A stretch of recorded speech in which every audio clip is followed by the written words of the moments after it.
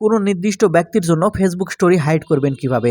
অর্থাৎ আপনি চাচ্ছেন না সেই ব্যক্তিটি আপনার ফেসবুক স্টোরিটি দেখুক। চাইলে আপনি হাইড করে রাখতে পারবেন।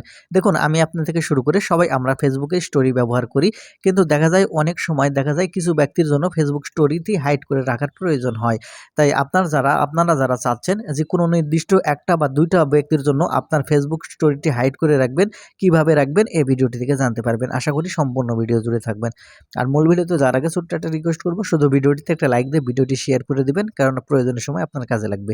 তাহলে চলুন সম্পূর্ণ ভিডিওটি দেখতে থাকুন, কিভাবে আপনারা কোনো নির্দিষ্ট ব্যক্তির জন্য আপনাদের ফেসবুক স্টোরি হাইড করে রাখবেন। তো সেজন্য আপনারা সর্বপ্রথম যে কাজটি করবেন, আপনার ফেসবুক অ্যাপটি ওপেন করে নেবেন। নেওয়ার পরে এখান থেকে ফেসবুকের যে স্টোরি আপলোড আপনার অপশান আছে, সেখানে আপনারা স্টোরি আপলোডের এই অপশানের উপর ক্লিক করবেন। ক্লিক করলে আপনাদের গ্যালারি ওপেন হয়ে যাবে। এখন এখান থেকে যে ফটোটি আপনি ফেসবুক স্টোরিতে ব্যবহার করতে চাচ্ছেন সেটা এখান থেকে সিলেক্ট করবেন। তাহলে এরকম ইন্টারফেসে নিয়ে আসবে। এখন এখান থেকে নিচের দিকে লক্ষ্য করলে এখানে আপনার সেটিংস আইকন দেখতে পাবেন। এখন এখান থেকে আপনি সেটিংস আইকনের উপর ক্লিক করবেন। তাহলে এখান থেকে আপনি প্রাইভেসি সেটিংস দেখতে পাবেন। এখন এখান থেকে আপনি এই প্রাইভেসি সেটিংসটি ওপেন করবেন। তাহলে আপনাকে এরকম ৩ টে অপশান দেখাবে। এখন এখান থেকে প্রথমে পাবলিক করা যদি থাকে তাহলে কিন্তু প্রত্যেকে দেখতে পাবে, হাইড করতে পারবেন না।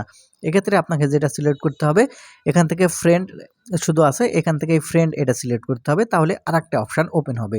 দেখতে পাচ্ছেন আমি এখান থেকে ফ্রেন্ড সিলেক্ট করে নিচ্ছি। এখন এখান থেকে দেখতে পাচ্ছেন আরেকটা অপশান কিন্তু এখান থেকে অ্যাড হয়েছে, সেটা হচ্ছে হাইড স্টোরি ফ্রম। এখন এখান থেকে হাইড স্টোরি ফ্রম এই অপশানের উপর ক্লিক করবেন। ক্লিক করলে এখানে আপনারা আপনাদের যেগুলো ফেসবুক বন্ধু আছে সবগুলো কিন্তু এখান থেকে আপনারা দেখতে পাবেন। এখন আপনি যাদেরকে আপনার ফেসবুক স্টোরি এখান থেকে দেখাতে চাচ্ছেন না, তাদের এখান থেকে নামটি সিলেক্ট করবেন। দেখতে পাচ্ছেন আমি এখান থেকে ডান দিকে এই বক্সের টিক চিহ্ন দিয়ে দিচ্ছি। দেওয়ার পরে এখান থেকে দেখা যাচ্ছে টিক চিহ্ন দেওয়ার পরে যখন এখান থেকে সেভ বাটনে ক্লিক করবেন, আমি এখান থেকে সেভ বাটনে ক্লিক করে দিচ্ছি। যখন এখান থেকে সেভ বাটনের উপর ক্লিক করে দিবেন, দেখতে পাবেন যাদের নামটি এখান থেকে সিলেক্ট করেছিলেন তারা কিন্তু আপনার ফেসবুক স্টোরিটি কখনো দেখতে পাবে না। এখন এখানে দেখতে পাচ্ছেন হাইড ফ্রম, এখানে দেখতে পাচ্ছেন আমি ৪ জন বন্ধুকে এড করেছি। এই ৪ জন বন্ধু কিন্তু আমার এই ফেসবুক স্টোরিটি আর কিন্তু এখান থেকে আর দেখতে পাবে না। তো আশা করি বুঝতে পেরেছেন। তো বন্ধুরা এই ছিল আজকের ভিডিওটি। ভিডিওটি থেকে যদি কিছু শিখে থাকেন তাহলে আমাদের চ্যানেলটিকে সাবস্ক্রাইব করে রাখবেন, এরকম ইম্পর্টেন্ট ভিডিওগুলো সবসময় পাওয়ার জন্য। ধন্যবাদ ভিডিওটি দেখার জন্য।